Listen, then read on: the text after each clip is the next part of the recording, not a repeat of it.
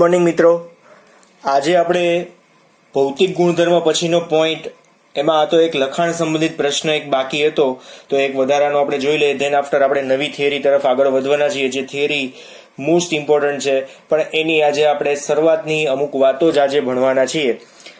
તો આજનો આ નવો પ્રશ્ન શરૂઆત કરીએ એ પહેલા કાલનું આપણે નાનકડું રિવિઝન કરીએ. જે ખરેખરમાં ઇમ્પોર્ટન્ટ પ્રશ્ન હતો કાલનો કયો હતો? તો હેલો આલ્કેન અને હેલો એરીન સંયોજનોના ભૌતિક ગુણધર્મો. બરાબર, તો આના વિશેની આપણે જે વાત કરી હતી એમાં આપણે નાનકડી વાત કરીએ તો એ ગુણધર્મો શું હતા? તો કે ભાઈ સૌથી પહેલા તો રંગવિહીન. બરાબર છે, બરાબર. સામાન્ય તો રંગવિહીન હોય છે, પણ બ્રોમાઇડ અને આયોડાઇડ જે છે ને એ પ્રકાશની હાજરીમાં કેવા થઈ જશે? રંગીન જોવા મળે છે. એટલે આમ જોઈએ તો રંગવિહીન અને સ્વાદવિહીન કહી શકાય, પણ અતિશય તેજ હોય છે, કાર્સ્યોજનિક હોય છે, એટલે આને આપણે ચાખવાય ન જવાય ને જોવાય ન જવાય, હું તો એમ કહું છું. બરાબર, એટલા બધા તેજ હોય છે વાયુઓ. ત્યાર પછી બાષ્પશીલ સંયોજનો, મીઠી સુગંધિત વાસ. મેં આના વિશેની પણ વાત કરી હતી. મીઠી સુગંધિત વાસ હોય, પણ એની અંદર પણ નાકમાં બળતરા થાય એટલી મીઠી સુગંધિત વાસ હોય, એ પ્રકારની હોય, કંઈક અલગ પ્રકારની હોય. પછી નેક્સ્ટ પોઈન્ટની અંદર આપણે ઓરડાના તાપમાને કયા સ્વરૂપમાં હોય છે. પછી તાપમાન વધતા અધરવાઇઝ કે ભાઈ હેલોજન પરમાણુની કાં તો કાર્બન પરમાણુની સંખ્યા જેમ જેમ વધતી જાય એમ અવસ્થાની અંદર શું થાય? એમાં ફેરફાર થઈ શકે ખરી. બરાબર છે, એટલે એમ લખ્યું કાર્બનની પરમાણુની સંખ્યા જેમ જેમ વધે એમ અનુક્રમે પ્રવાહી અને ઘન સ્વરૂપે આપણને જોવા મળે ખરી. પણ પેલા 3 કાર્બન ધરાવતા જે સંયોજનો છે એ આપણને પ્રવાહી અવસ્થામાં વાયુ અવસ્થામાં મળતા હોય છે. તેના આફ્ટર આપણે જોયું હતું કે ભાઈ હેલોજન પરમાણુનો ગુણધર્મ કેવો છે? ધ્રુવીય છે. તો ધ્રુવીય હોવાના લીધે એ હાઇડ્રોકાર્બન કરતા ઉત્કલન બિંદુમાં કેવા હોય છે? ઊંચા ઉત્કલન બિંદુ ધરાવે છે. એટલે મેં લખ્યું હાઇડ્રોકાર્બનનો મિથેન અને ક્લોરોમિથેન. આમાં ક્લોરીન છે, ધ્રુવીય બંધ છે, પ્રબળ બંધ છે, જેના લીધે આની અંદર ઉત્કલન બિંદુ આપણને વધારે જોવા મળે. કોની સાપેક્ષમાં? મિથેનની સાપેક્ષમાં. કાર્બનની સંખ્યા મિત્રો સમાન હોવી જોઈએ. ઇથેનની સાપેક્ષમાં ક્લોરો ઇથેનનું વધારે. અહીંયા હેલોજન પણ છે ને ઇથેનની સંખ્યા, ટૂંકમાં કાર્બનની સંખ્યા સમાન છે. જો સમાન કાર્બન સંખ્યા ધરાવતા આલ્કેન કરતા હેલો આલ્કેન સંયોજનોના ઉત્કલન બિંદુ ઊંચા હોય છે, એવું આપણે કહી શકીએ. બરાબર, અહીંયા એ જ વાત લખેલી છે. અહીંયા સમતુલ્ય આણ્વીય દળ શબ્દનો યુઝ કર્યો છે. આપણે કાર્બનની સંખ્યા સમાન છે એવું પણ આપણે કહી શકીએ.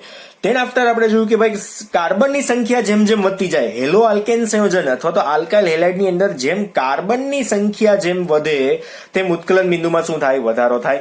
બરાબર છે, આ તમને લોકોને વ્યવસ્થિત ખબર પડે છે. આવું એમસીક્યુમાં આવી શકે. બરાબર છે, અને હમણાં જ આપણે 10.6 નંબરનો કોયડો જોશું ને એની અંદર આનો ખાસ ઉપયોગ થશે. એટલે તમને લોકોનું હમણાં જ કહીશ, હમણાં જ આપણે જોયું, તમે કહેશો હા, ના ખબર હોય તો જોઈ લેવાનું. બરાબર છે, આ તો આપણી સિસ્ટમ છે. આલ્કાઇલ હેલાઇડ સંયોજનોમાં સમૂહમાં જેમ હેલાઇડ પરમાણુઓના કદ વધે, એટલે કે F થી Cl, Cl થી Br, Br થી I તરફ જાય, એમ હેલાઇડ પરમાણુના કદ વધે એમ દળ વધે, સાથે સાથે ઉત્કલન બિંદુ પણ વધે. બરાબર, આ એમસીક્યુ ની અંદર ખાસ પૂછાઈ શકે એવો પોઈન્ટ.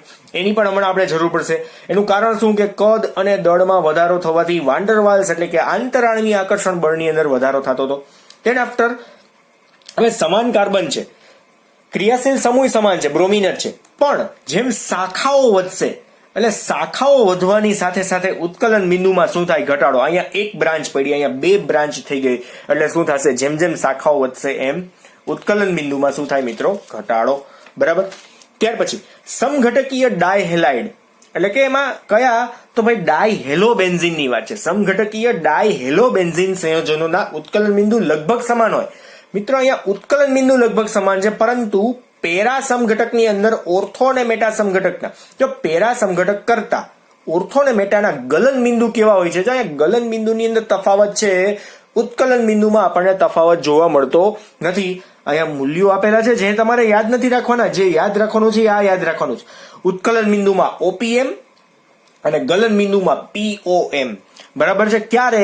જ્યારે ડાયહેલાઇડ સંયોજન હોય ત્યારે. કેમ કે આ જ વસ્તુ, આવી જ વાત ફરી પાછી આગળના ચેપ્ટરની અંદર પણ આવશે, ગલન બિંદુ ઉત્કલન બિંદુના ક્રમ માટે. બરાબર છે, એટલે હવે આને તમારે એક શોર્ટકટની જેમ યાદ રાખવાના કે ભાઈ આ ક્રમ કેવી રીતના છે. તો તમારે એક્ઝામ્પલ દરેક યાદ રાખી લેવાના. એક્ઝામ્પલ જેટલા પણ મેં લાલ કલરથી લખ્યા છે ને એ બધા જ એક્ઝામ્પલને તમારે ક્યાંક નોટ ડાઉન કરી નાખવાના. આ છે, પછી એની આગળના જે આ ઓરેન્જ કલરના છે બધા જ. બરાબર, જેનાથી શું થાય કે તમને ભૌતિક ગુણધર્મ સીધા યાદ રહી જશે. બરાબર. ત્યાર પછી હતો ઘનતાનો પોઈન્ટ. તો ઘનતાની અંદર 3 પાર્ટીશન હતા. જેમ જેમ કાર્બન પરમાણુની સંખ્યા વધે છે, અહીંયા કાર્બન એક જ છે, અહીંયા 2 કાર્બન છે, અહીંયા 3 કાર્બન છે, કાર્બન પરમાણુની સંખ્યા વધે એમ ઘનતામાં વધારો થાય. પછી કાર્બન પરમાણુ સાથે જોડાયેલા હેલોજન પરમાણુની સંખ્યા વધે એમ પણ શું થાય? ઘનતામાં વધારો થાય. એટલે કઈ 1 ક્લોરીન, 2 ક્લોરીન, 3 ક્લોરીન, 4 ક્લોરીન. પછી હેલોજન પરમાણુના કદમાં વધારો થાય. અહીંયા ફ્લોરીન છે, ફ્લોરીન કરતા ક્લોરીન, ક્લોરીન કરતા બ્રોમીન, બ્રોમીન કરતા આયોડીન. કદ અને દળ વધે એમ ઘનતામાં પણ શું થાય? વધારો. બરાબર છે.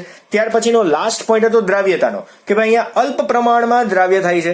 તો આપણે શું જોયું હતું કે ભાઈ પાણીની અંદર હેલો આલ્કેનને જો દ્રાવ્ય થવું હોય તો પાણીની અંદર પણ બંધમાં બ્રેક થવો જોઈએ, અને ક્લોરીન અને CH3 નો બંધ પણ બ્રેક થવો જોઈએ. ઇટ મીન્સ હેલો આલ્કેનનો બંધ પણ તૂટવો જોઈએ. એના માટે કંઈક આપણે બહારથી ઉર્જા આપવી પડે છે. બરાબર છે. હવે જે ઉર્જા બંધ તોડવા માટે આપવી પડે છે એની સાપેક્ષમાં જ્યારે અહીંયા કંઈક નીપજ બની જાય, દ્રાવ્ય થઈ જાય, પછી જે નીપજ બને છે એના બંધ તોડવા માટે આપવી પડતી ઉર્જા છે ને એ અતિશય ઓછી છે. એટલે કે આ બંધ કેવો હોય? ઓછી ઉર્જામાં જો બંધ તૂટતો હોય તો એ બંધ નિર્બળ હોય. બરાબર છે. તો નિર્બળ હોય ઇટ મીન્સ કે એમાં ચોક્કસ રીતે દ્રાવ્ય થયું નથી. એટલા માટે આપણે લખ્યું છે અલ્પ પ્રમાણમાં. સમજો છો, મેં અહીંયા એક્ઝામ્પલ આપ્યું કે 450 કિલોજુલ ઉર્જા આપવી પડે છે. આ બંધને તોડવા માટે માત્ર 350 કિલોજુલ આપવી પડે છે. ઇટ મીન્સ કે આ બંધ નબળો છે. નબળો હોય તો દ્રાવ્યતા પણ કેવી હોય મિત્રો? ઓછી હોય. ઇટ મીન્સ આપણે લખ્યું છે હેલો આલ્કેન સંયોજનો પાણીમાં અતિ અલ્પ પ્રમાણમાં દ્રાવ્ય થાય છે. હવે તમને ભૌતિક ગુણધર્મ પૂછાય તો તમારે આ એક્સપ્લેનેશન આપવાની જરૂર નથી. ફરી પાછું કહી દઉં છું, આ રિવિઝન લાંબુ એટલા માટે જ કરીએ છીએ કે તમે આ પોઈન્ટ લખશો તો પણ ચાલશે, કારણ ના દર્શાવો તો પણ ચાલશે જ. બરાબર છે. અને ફાઇનલી મેં લખ્યું હતું એનું કારણ શું હતું? તો અહીંયા H બંધ, જે અહીંયા આ આકર્ષણ બળ પાણીમાં રહેલા મૂળ H બંધથી પ્રબળ હોતું નથી. એટલે ઓલરેડી જે અહીંયા આકર્ષણ બળ પાણીમાં હતું ને એટલું અહીંયા પાણી સાથે બંધ બન્યા પછી આકર્ષણ બળ રહેતું નથી, જેના લીધે એની બંધ એન્થાલ્પી ઓછી થઈ જાય છે. બરાબર છે. આ થોડુંક એક્સ્ટ્રા હતું અહીંયા. તેથી અહીંયા આપણે કહી શકીએ કે હેલો આલ્કેન સંયોજનોની પાણીમાં દ્રાવ્યતા કેવી છે? ઓછી છે. બરાબર. તો હવે મિત્રો આજનો આપણે ક્વેશ્ચન જોઈએ. નીચે દર્શાવેલા સંયોજનોના દરેક જૂથને આપણે તેઓના ઉત્કલન બિંદુના ક્રમની અંદર લખવાના છે. તો દરેક જૂથને આપણે વ્યવસ્થિત પહેલા તો નામ લખીએ, પછી નામની સાથે સાથે આપણે શું કરશું? એના બંધારણ દોરશું. બરાબર છે. તો આપણે અહીંયા પહેલા ક્વેશ્ચન માટે પહેલા તો સૌથી પહેલા નામ લખી નાખીએ. કયું છે? બ્રોમોમિથેન. બ્રોમોમિથેન. પછી છે બ્રોમોફોમ. બ્રોમોફોમ. આ નામ મેં તમને લોકોનો કોષ્ટક આપ્યું હતું ને એક સાથે, એની અંદર લખાવ્યા હતા. કોષ્ટક નહોતું પણ મેં તમને આખું તમારી ટેક્સ્ટ બુકમાં કોષ્ટક છે, મેં તમને એમને લિસ્ટ એઝ લખાવેલા હતા. બરાબર. પછી છે ક્લોરોમિથેન. ક્લોરોમિથેન. અને દેન આફ્ટર લાસ્ટ વન છે ડાઈ બ્રોમોમિથેન. બરાબર. ખબર પડે છે? હવે આપણે 4 ના નામ લખી નાખીએ, સોરી બંધારણ દોરી નાખીએ. બંધારણ કેવા થાય છે મિત્રો? બ્રોમોમિથેન નું બંધારણ કેવું હોય? બહુ સિમ્પલ છે ને, CH3Br. પછી બ્રોમોફોર્મ કેવું હોય? CHBr3. બ્રોમિનની સંખ્યા સૌથી વધારે છે. બરાબર. Chloromethane CH3Cl. અને ડાયબ્રોમોમિથેનમાં શું આવશે? CH2Br2. બરાબર છે. CH2Br2 ડાયબ્રોમો કીધું છે ને. હવે આપણે બધાના છે ને આપણે ABCD નંબર આપી દે. આને આપણે કહીએ A છે. બરાબર. આને આપણે શું કહીશું? B. એટલે આપણે બીજી વખત લખવાનો પડે ને, એટલે આને આપણે શું કહીશું? C. અને આને આપણે શું કહીશું? D. આપણને કયો ક્રમ કીધો છે? ચડતો ક્રમ. એટલે સૌથી વધારે છે એનું નામ ક્યાં આવશે? સૌથી છેલ્લે આવશે. એટલે આપણે ABCD ને જ આન્સર તરીકે લઈએ. તો આપણો આન્સર શું હશે મિત્રો? અહીંયા આન્સરને આપણે ટૂંકમાં સીધો લખી નાખીએ. આન્સર ઇઝ ઇક્વલ ટુ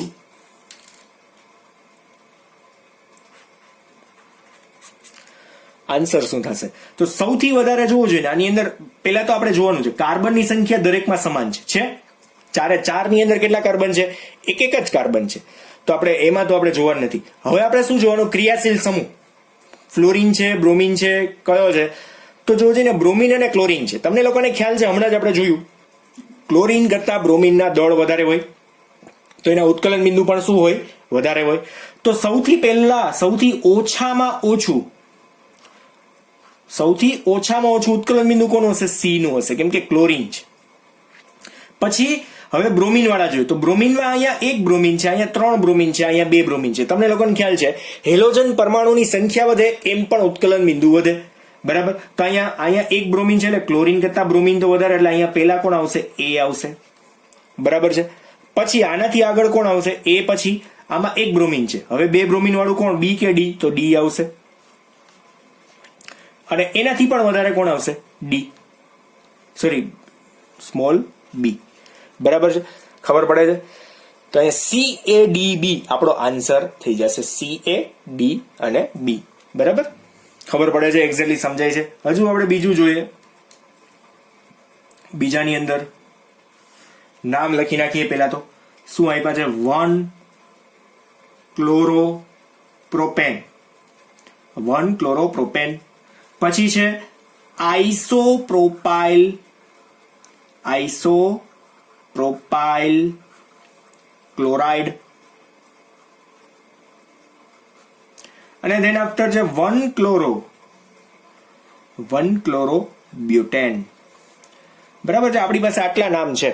હવે આને આપણે પેલા તો બંધારણથી દોરીએ.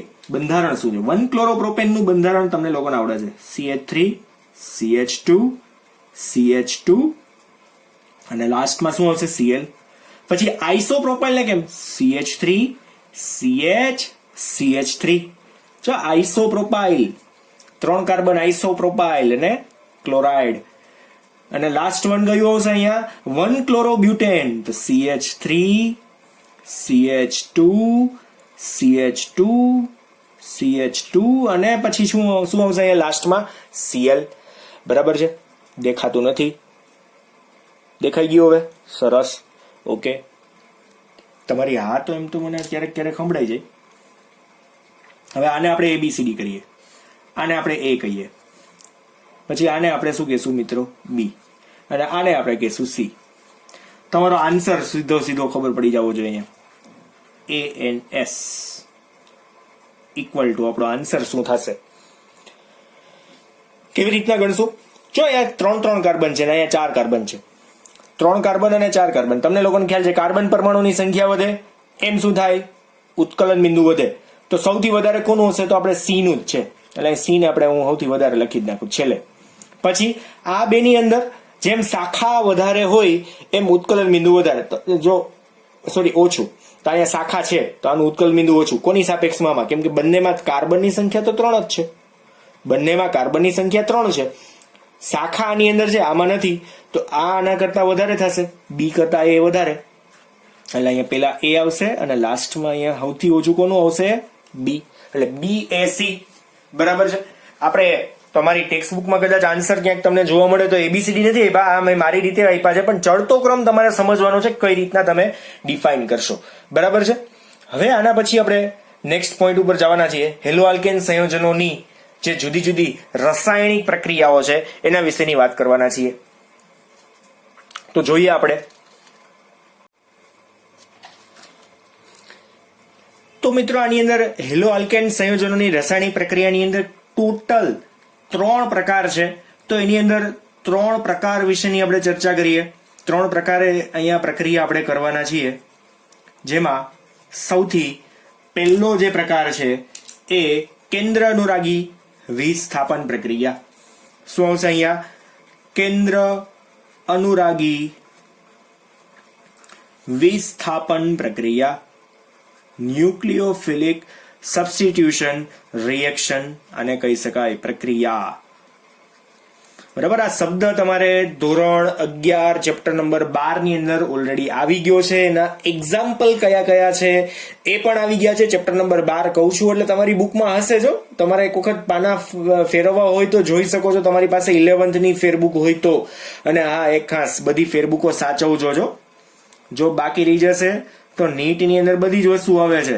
અને આ વખતનું મેં નીટનું જે એનાલિસિસ કર્યું છે ને એ લગભગ તમને આપ્યું કે નહીં મને ખ્યાલ નથી, પણ આ જે લેટેસ્ટ યરનું જે નીટનું પેપર છે ને મિત્રો, એની અંદરથી 37 એવા ક્વેશ્ચન હતા. 37 પ્રશ્નો, 45 માંથી 37 પ્રશ્નો એવા હતા કે જે બેઠે બેઠા NCERT ની આ ટેક્સ્ટ બુક જે તમારી પાસે છે ને 4 ચોપડીઓ, આમાંથી બેઠે બેઠી લાઈનો પૂછાયેલી હતી. મેં વિથ પેજ નંબર એનાલિસિસ કરેલું છે. આખું બેઠે બેઠી લાઈનો હતી. બેઠે બેઠા એક્ઝામ્પલ એમને આખા ઉપાડેલા એક્ઝામ્પલ હતા. બેઠે બેઠા કે આ જ એક્ઝામ્પલ એમને બેઠે બેઠું ક્વેશ્ચનમાં પૂછવું હોય. બરાબર. એટલે તમારે ટેક્સ્ટ બુકની લીટી એ લીટી જોઈ લેવી. બેઠે બેઠી વસ્તુ આની અંદરથી મળે છે. બરાબર. આમાંથી જ ક્વેશ્ચન હતા બધા જ, આમ કોઈ ટ્વિસ્ટેડ નહીં પાછું. બરાબર. જો તમે લોકો ટેક્સ્ટ બુકની લાઈનો જોઈ હોય તો વધારે ફાયદો થશે. એટલે નીટ માટે કોઈ બીજી નવી રેફરન્સ બુક ફોફોડવાની કે નવા ક્લાસીસ જોઈન કરવાની જરૂર નથી. ટેક્સ્ટ બુકની લીટી વાંચેલી હશે ને તો એમને આપણા માર્ક આમને 37 પ્રશ્ન. એટલે મિત્રો કેટલા માર્ક્સ થયા તમે થોડુંક ઇમેજિન તો કરો. ટેક્સ્ટ બુકમાંથી આ વખતે 550 માર્કની આજુબાજુનું તો બેઠે બેઠું એનસીઆરટી ટેક્સ્ટ બુકમાંથી હતું, કેમેસ્ટ્રી અને બાયોલોજીનું. હજુ ફિઝિક્સ તો એડ કરવાનું બાકી હતું. તમે સમજી લો 600 પ્લસ જાઓ, તમે 650 ની આજુબાજુ માર્ક્સ આરામથી લઈ શકો. બરાબર છે. એટલે એમબીબીએસમાં તો ફ્રી સીટમાં મળી જાય. બહુ સિમ્પલ છે. એટલે ટેક્સ્ટ બુકને તમારે બહુ વ્યવસ્થિત ફોલો કરવાની છે, લાઈન ટુ લાઈન જોઈ જવું. ઇનકેસ મારાથી કોઈ એક વર્ડ ભૂલાઈ ગયો છે, કોઈ નવીન શબ્દ ભૂલાઈ ગયો છે તો તમારે મને ધ્યાન દોરી દેવું.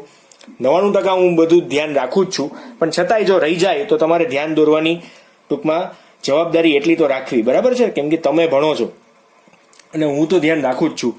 જો બાકી ન રહી જાય એના માટેનું. બરાબર. બીજો પાર્ટ છે વિલોપન પ્રક્રિયાઓ. વિલોપન પ્રક્રિયાઓ એ આપણે જોશું. વિલોપન પ્રક્રિયા કોને કહેવાય? વિલોપન એટલે ખાલી છૂટા પડવાની પ્રક્રિયા. 12મા ચેપ્ટરની અંદર આપણે પ્રક્રિયાઓના પ્રકાર વિશેની વાત તો કરી હતી, છતાંય પછી આવશે ધાતુઓ સાથેની પ્રક્રિયા. ધાતુઓ સાથે પ્રક્રિયા. આ જે ત્રીજો પોઈન્ટ છે ને એ આ વખતની નીટમાં હતો. ધાતુઓ સાથેની પ્રક્રિયા, કેન્દ્ર અનુરાગી વિસ્થાપન પ્રક્રિયા, વિલોપન પ્રક્રિયા અને ધાતુઓ સાથેની પ્રક્રિયા. એની અંદર આપણે આજનો જે ટોપિક છે એ પહેલો ટોપિક લેવાના છીએ, કેન્દ્ર અનુરાગી વિસ્થાપન પ્રક્રિયા. તમે એને બે રીતે લખી શકો, કેન્દ્ર અનુરાગી એમને લખી શકો અને કેન્દ્ર આપણે ટેક્સ્ટ બુક મુજબ લખીએ વિસ્થાપન પ્રક્રિયાઓ. બરાબર. કોને કહેવાય? તો પહેલા તો સામાન્યતઃ કેન્દ્ર અનુરાગી પ્રક્રિયકની સાદી સંજ્ઞા છે ને મિત્રો આવી કંઈક છે, ન્યુક્લિયોફાઇલ. બરાબર. જેની પાસે ઇલેક્ટ્રોન યુગ્મ દાન કરવા માટે હાજર જ હોય છે. તરત જ શું કરે છે? ઇલેક્ટ્રોન દાન કરવાનો ગુણ. અને ખાસ કરીને લુઈસ બેઝ, ઇલેક્ટ્રોન ધનિક જેટલા પણ છે ને એ બધા કેવા હોય? લુઈસ બેઝ હોય છે. એટલે આપણે અહીં લખીએ કેન્દ્ર અનુરાગી પ્રક્રિયકો, કેન્દ્ર અનુરાગી પ્રક્રિયકો ઇલેક્ટ્રોન ધનિક સ્પીસીઝ એટલે કે રચનાઓ હોય છે. તેથી તેઓ પ્રક્રિયાર્થી એટલે કે સબસ્ટ્રેટ અણુના ઇલેક્ટ્રોન ઉણપ વાળા ભાગ પર શું કરે છે? હુમલો કરે છે. ઇટ મીન્સ હુમલો કરે, ઇટ મીન્સ કે એને ઇલેક્ટ્રોન ડોનેટ કરે. પોતાના ઇલેક્ટ્રોન શું કરે? ઇલેક્ટ્રોન ઉણપ વાળા ભાગ ઉપર ડોનેટ કરે કે જેને ઇલેક્ટ્રોનની ઉણપ છે. અને કઈ રીતના છે ને હમણાં આપણે પ્રક્રિયા જોશું ને એટલે તમને સીધો ખ્યાલ આવશે કે કઈ રીતના ઉણપ છે. એક ખાસ કે આ ઇલેક્ટ્રોન ધનિક પરમાણુઓ છે ને હંમેશા ઇલેક્ટ્રોન દાન કરવાનો ગુણ ધરાવે. આવું તમે ક્યારે શીખી ગયા છો? ચેપ્ટર નંબર 9 ધોરણ 11 હાઇડ્રાઇડ સંયોજનોની અંદર આપણે સહસંયોજક હાઇડ્રાઇડ ભણ્યા હતા ને, એની અંદર હાઇડ્રાઇડના ટોટલ 3 પ્રકાર જોયા હતા. ઇલેક્ટ્રોન ધનિક હાઇડ્રાઇડ, પૂરતા ઇલેક્ટ્રોન વાળો હાઇડ્રાઇડ અને ઇલેક્ટ્રોનની ઉણપ ધરાવતા હાઇડ્રાઇડ. બરાબર. એમાં ધનિક હાઇડ્રાઇડમાં આપણે એવું ભણ્યા હતા કે એ લુઈસ બેઝનો ગુણ ધરાવે છે, એ ઇલેક્ટ્રોન દાન કરવાનો ગુણ ધરાવે છે. ઇલેક્ટ્રોનની ઉણપ ધરાવતા જે પણ સંયોજનો છે ને એ ઇલેક્ટ્રોન ઉણપ વાળા હોય એ શું કરે? ઇલેક્ટ્રોન મેળવતા હોય. મેળવે તો લુઈસ એસિડ, ઇલેક્ટ્રોન ડોનેટ કરે છે તો લુઈસ બેઝ. આ શબ્દ ખાસ યાદ રાખજો. ઇલેક્ટ્રોન ડોનેટ કરે છે તો એ કેવા હશે? લુઈસ બેઝ હશે. બરાબર. એટલે ધનિક જે પણ છે એ બધા કેવા છે? લુઈસ બેઝ છે. બરાબર. તો આની અંદર પ્રક્રિયા કઈ રીતના થાય છે એને આપણે જાણીએ. કઈ રીતના થાય છે તો એમાં સામાન્યતઃ લખીએ તો કેન્દ્ર અનુરાગી પ્રક્રિયક, કેન્દ્ર અનુરાગી પ્રક્રિયક પ્રક્રિયાર્થીના અણુ સાથે અગાઉથી જ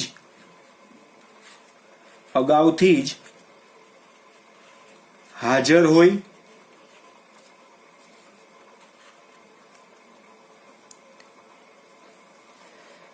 અને તેનું વિસ્થાપન અન્ય કેન્દ્ર અનુરાગી પ્રક્રિયક વડે થતા હોય, આપણે એમ લખીએ, આ પ્રક્રિયાને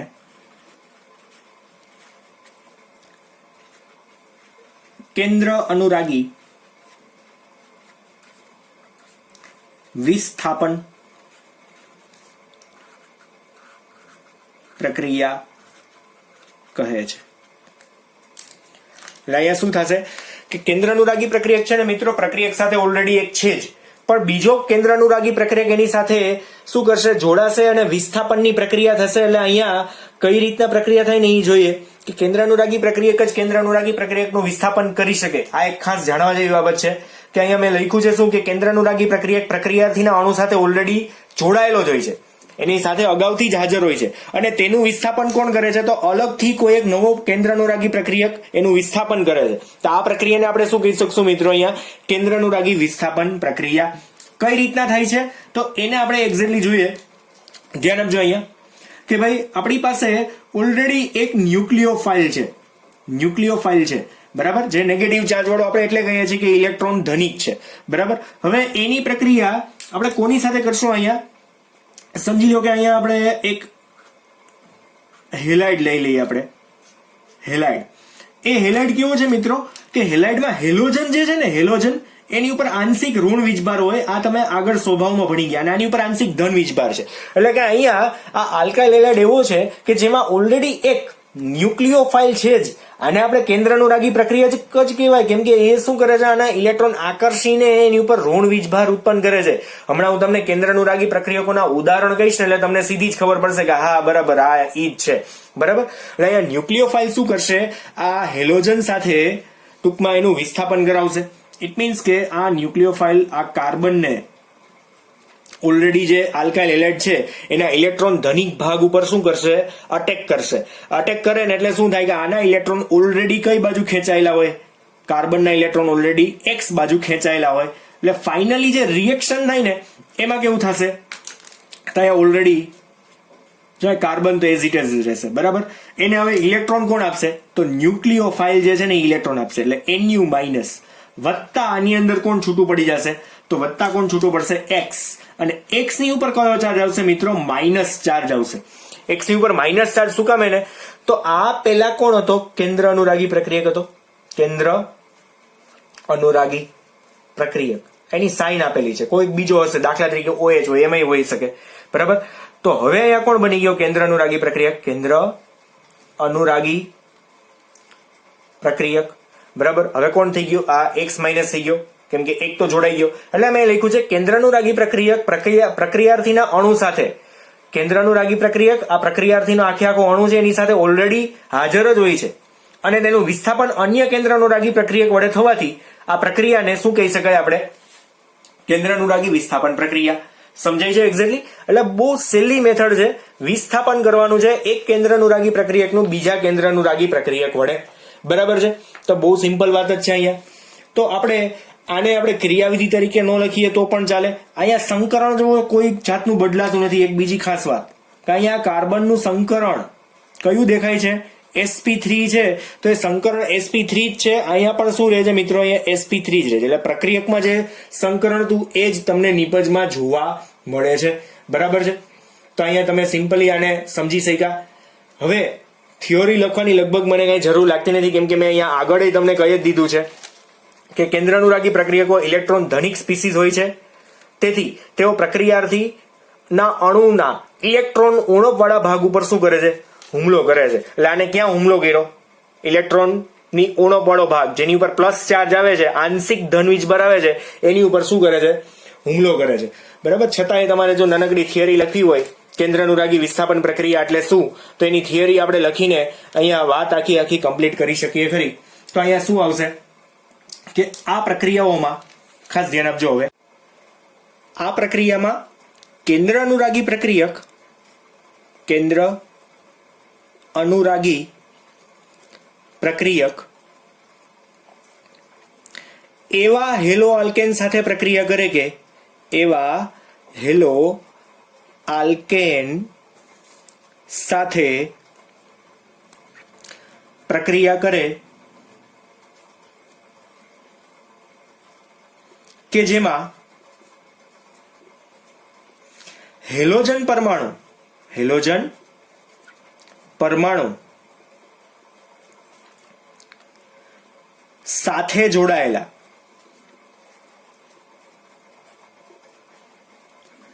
કાર્બન પરમાણુ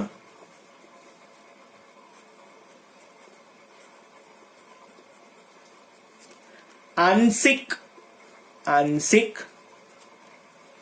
ધન વીજભારિત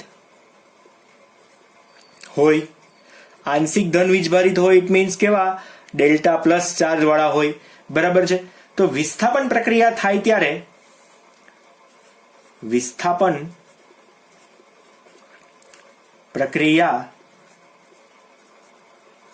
ત્યારે હેલોજન પરમાણુ હેલાઇડ આયન તરીકે દૂર થાય. મેં હમણાં તમને Cl માઇનસ દૂર કરીને દેખાડ્યો, દૂર થાય છે, કાં તો X માઇનસ દૂર થાય છે, એમાં આપણે કરવાનું દૂર થાય છે, જેને આપણે શું કહી શકાય, એક ખાસ અવશિષ્ટ સમૂહ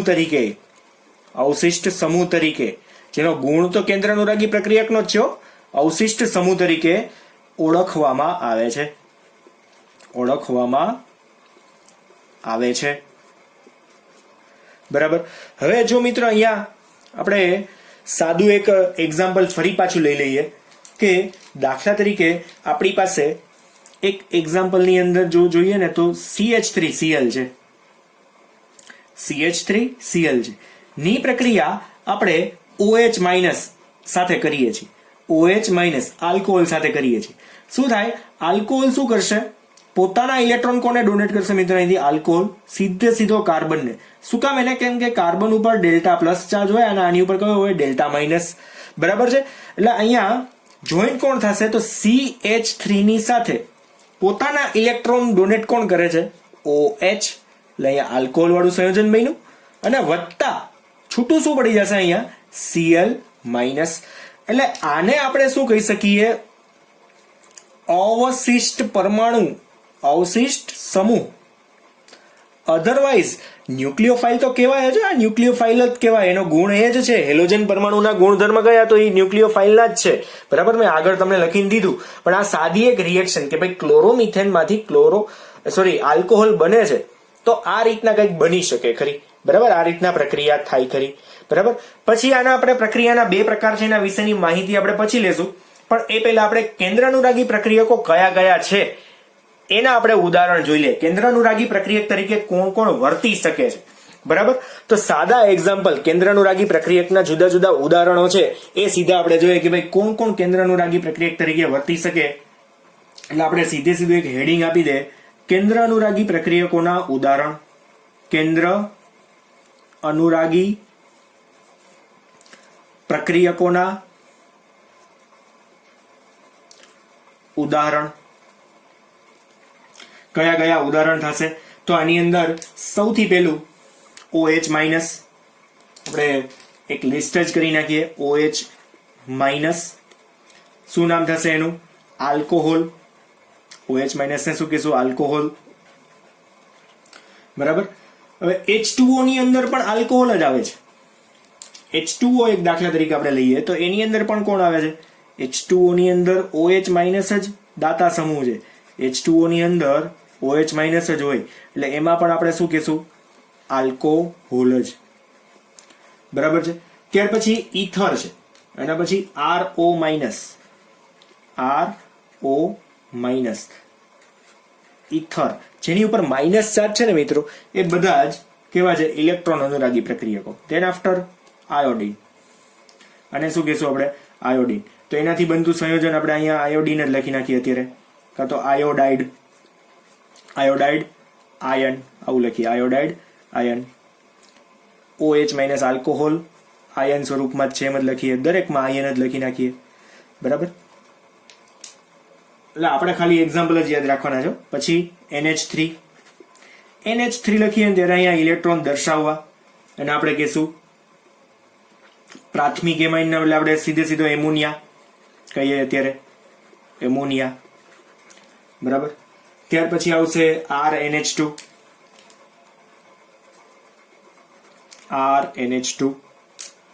સાદો RNH2, તો એને આપણે કહીશું પ્રાથમિક એમાઇન,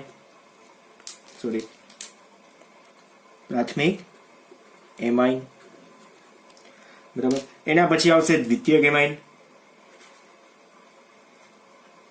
તૃતીયક એમાઇન, દરેક એમાઇન આવશે R2NH, અને સાથે સાથે લખી જ નાખીએ આમ તો દરેકને R3N. આ દરેકે દરેક શું છે? દ્વિતીયક અને તૃતીયક અમાઇન. આ દરેકે દરેક શું છે? કેન્દ્રાનુરાગી પ્રક્રિયકો છે જ, બરાબર. એના પછીના જે છે એમાં RCOO માઇનસ, એસ્ટર સમૂહ, પછી આલ્કાઇલ સમૂહની અંદર તો આપણે કઈ જરૂર નથી, બરાબર. એટલે આ COO માઇનસ આવી ગયા. હવે આની અંદર એક બીજા પણ એક ડિફરન્સ છે, થોડાક વધારાના, ખાસ આની અંદર એક પાર્ટીશન કરીએ. ઉભય દંતી કેન્દ્રાનુરાગી પ્રક્રિયકો. એની અંદર ઉભયદંતીની અંદર મિત્રો સૌથી પહેલું જે છે ને એ સાયનાઇડ છે, સૌથી પહેલું જે છે એ CN છે. CN એને આપણે બે રીતે લખશું. કઈ?